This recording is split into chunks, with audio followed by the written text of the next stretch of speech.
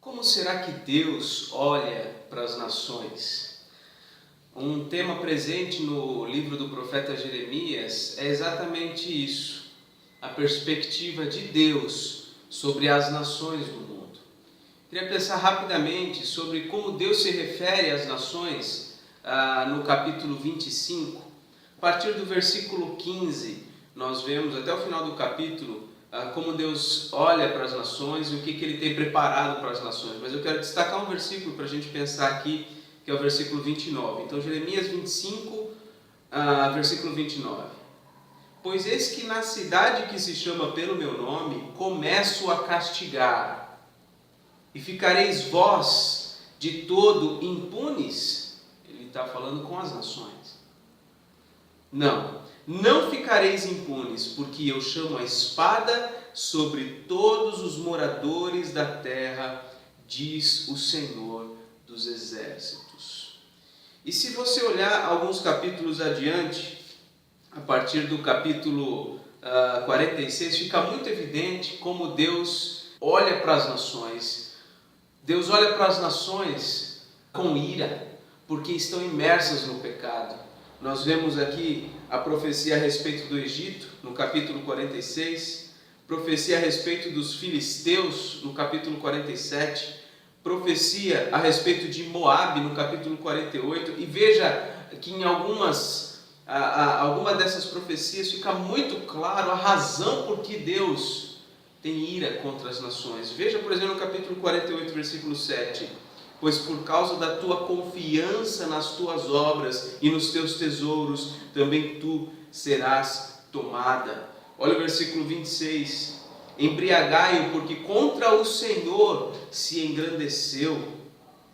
No versículo 29. Ouvimos falar da soberba de Moabe, que de fato é extremamente soberba, da sua arrogância, do seu orgulho, da sua sobranceria e da altivez do seu coração. Conheço, diz o Senhor, a sua insolência, mas isso nada é, as suas gabarolices nada farão. Versículo 42, Moabe será destruído para que não seja povo, porque se engrandeceu contra o Senhor. Capítulo 49, profecia a respeito dos amonitas, profecia a respeito dos edomitas, os pecados e castigos de Edom também, a partir do versículo 14 do capítulo 49, você vê, por exemplo, no versículo 16, diz aí, o terror que inspiras, está falando contra Edom, o terror que inspiras e a soberba do teu coração te enganaram. Essa é a razão por que eles serão destruídos. Depois vem a profecia a respeito de Damasco, profecia a respeito da Arábia, profecia a respeito dos elamitas e por último aqui a profecia a respeito da Babilônia. Babilônia, a própria nação que foi usada para desterrar o povo de Israel, para castigar, para disciplinar o povo. Eles próprios serão vingados porque se rebelaram contra o Senhor, achavam que faziam tudo por suas próprias forças.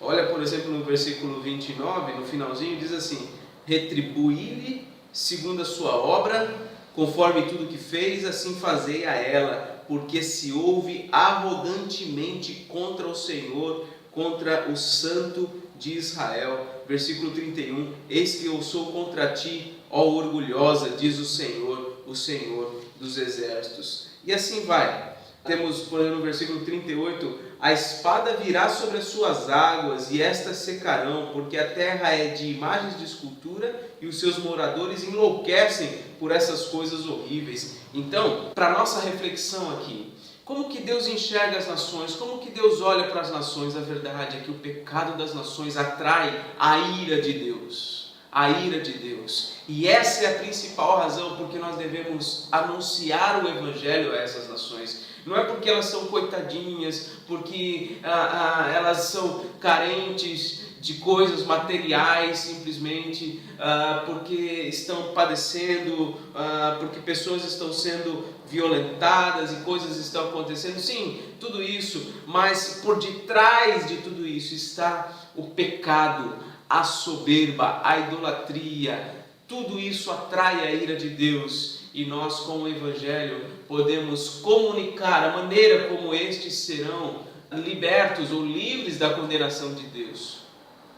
Então, como é que Deus olha para as nações? Isso é importante a gente pensar também, porque muda a forma como nós vivemos neste mundo. Precisamos olhar para o nosso pecado, nos arrepender, nos converter a Deus, mas também precisamos clamar para que Deus tenha misericórdia do seu povo espalhado pelo mundo, porque Deus está irado contra as nações. Somente o Evangelho da graça de Deus, somente o seu Filho, Jesus Cristo, pode aplacar essa ira. Somente aqueles que forem lavados e remidos pelo sangue do Cordeiro poderão sair livres de tão grande condenação. Que Deus te abençoe. Tenha um bom dia.